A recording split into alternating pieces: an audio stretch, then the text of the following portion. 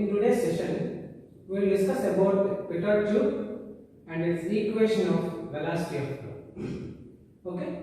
So, as like Venturi meter and orifice meter, in pipe sections, if you want to measure the velocity of flow in pipe sections, so Pitot tube is one of a simple device which is useful in measuring the velocity of flow in any particular pipelines or tubes. Okay, so the most of the industries which contains the flow of liquids inside the pipelines use these Pitot tubes to measure velocity of flows. And in aerodynamic applications like aeroplanes also use these Pitot tubes to measure the air flow or air velocity which is occupying on the aeroplane. Right? So, see here, this diagram indicates a simple representation of a Pitot tube which is inserted in a pipeline. Okay, so the Pitot tube is nothing but a simple device which is made up of a glass which is exactly bent at right angles. Okay, so here a Pitot tube is inserted in a pipeline. So a water is flowing inside, a liquid is flowing inside. So this will be the small h, that is the rise of liquid inside the Pitot tube, that means inside the glass tube, and this will be the capital H. Okay, that means depth of the glass tube inside the water or inside the pipeline from the free surface, right? And so see here, let us consider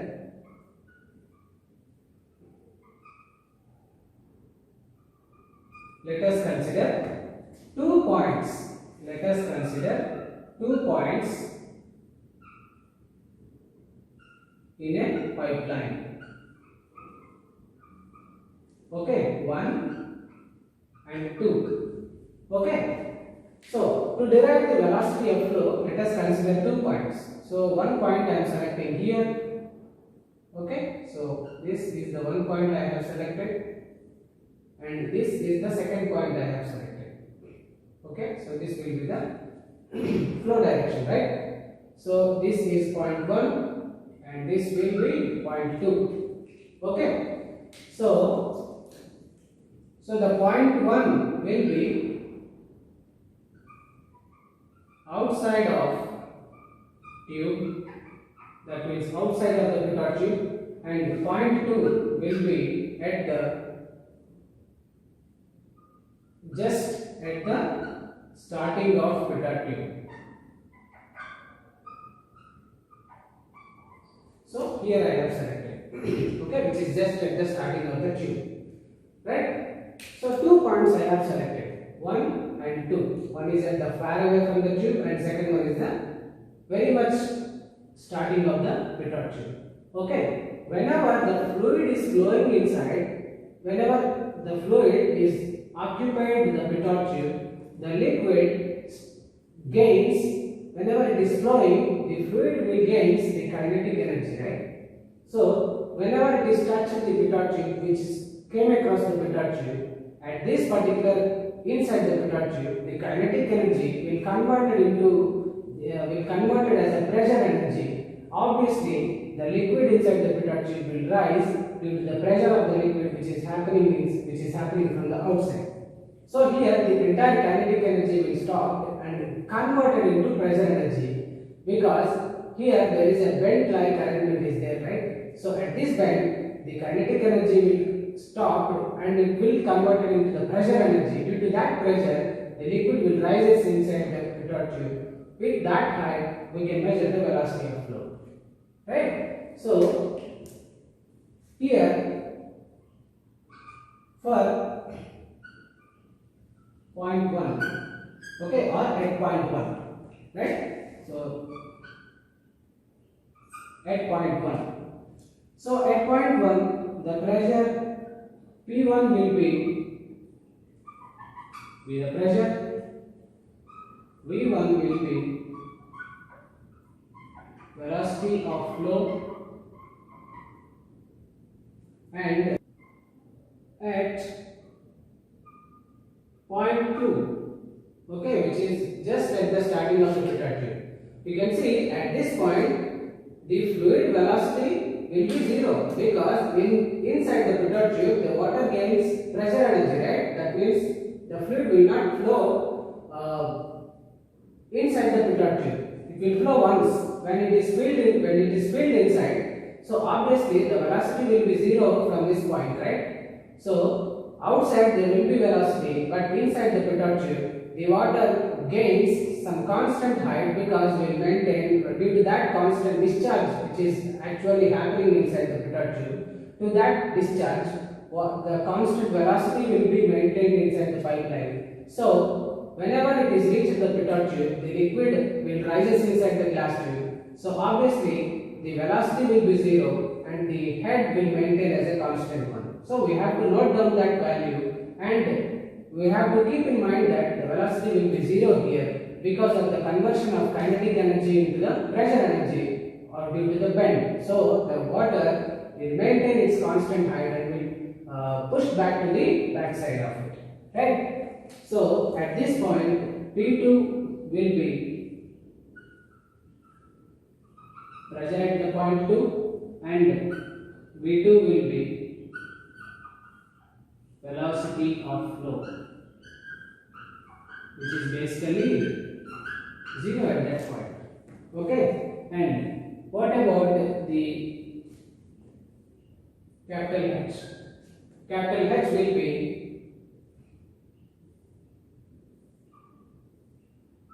height of tube inside water or inside liquid. Okay, height of tube inside liquid, and small h will be rise of liquid level, inside tube above reference line. Okay, so this is the reference line. So the small h will be the rise of liquid level. Okay, so this will be the data. Now we will apply the Bernoulli's equation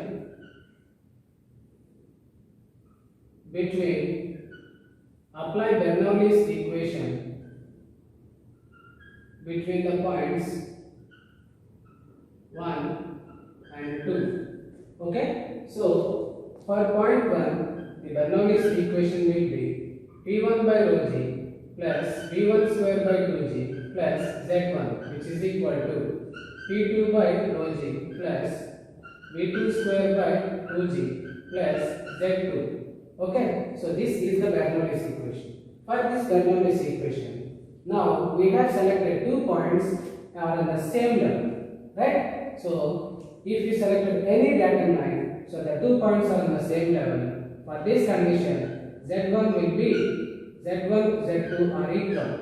And one more point we have to remember, that is the velocity 2, which is just at the point which is at the starting of the pitot tube will be 0. So these are the 2 conditions we have to consider, which is the velocity inside the pitot tube will be 0 because of the conversion of kinetic energy into the pressure energy. So the velocity will be 0 and it is the water will rise due to the pressure to certain heights. Okay, so substitute those values here. Z1, Z2 will be cancelled because of those are equal, and V2 will be 0 here. So the entire term will be 0. Okay, then what are the remaining terms? So P1 by rho g plus V1 square by 2g, which is equal to, so by substituting these conditions, this and this and this, these are the terms will get cancelled, and what are the remaining terms? So these are the remaining terms for us.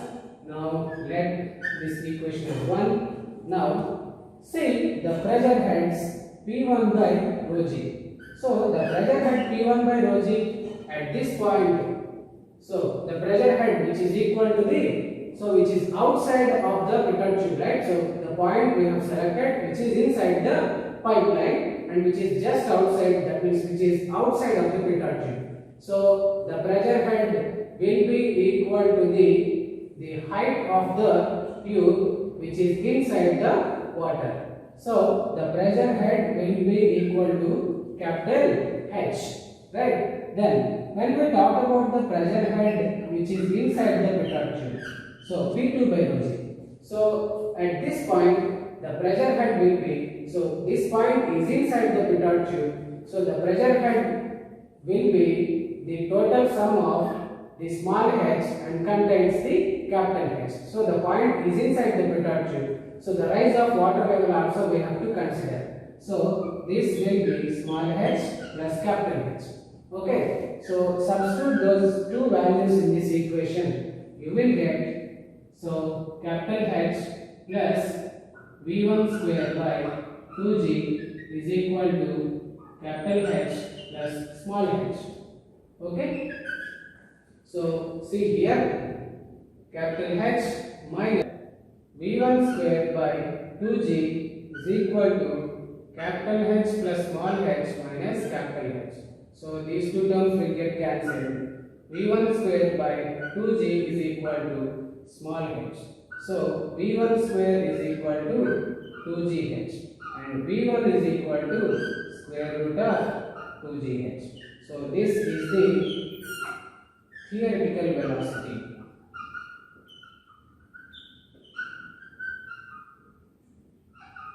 Right? This will be the theoretical velocity of flow. Now the actual velocity will be, V1 is equal to Cv into root 2gh. So the Cv here is called as coefficient of petard tube. Okay,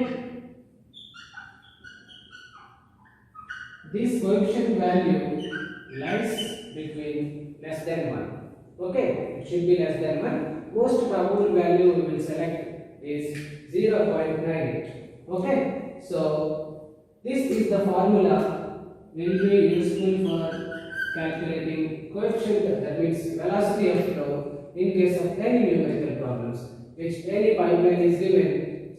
This formula will be useful, that is V1 is equal to Cv into root 2gh. So this is about petard tube. So based upon this is a sample one, there are some other types of arrangements also there. So differential manometers also will be attached to this petard tube. So based upon the differential manometer type, the arrangement of the petard tube also changes. Sometimes pressure gauges also attached to this particular petard tube to note down the value directly. Okay, so we will discuss some more numerical problems in the next class. Okay, thank you.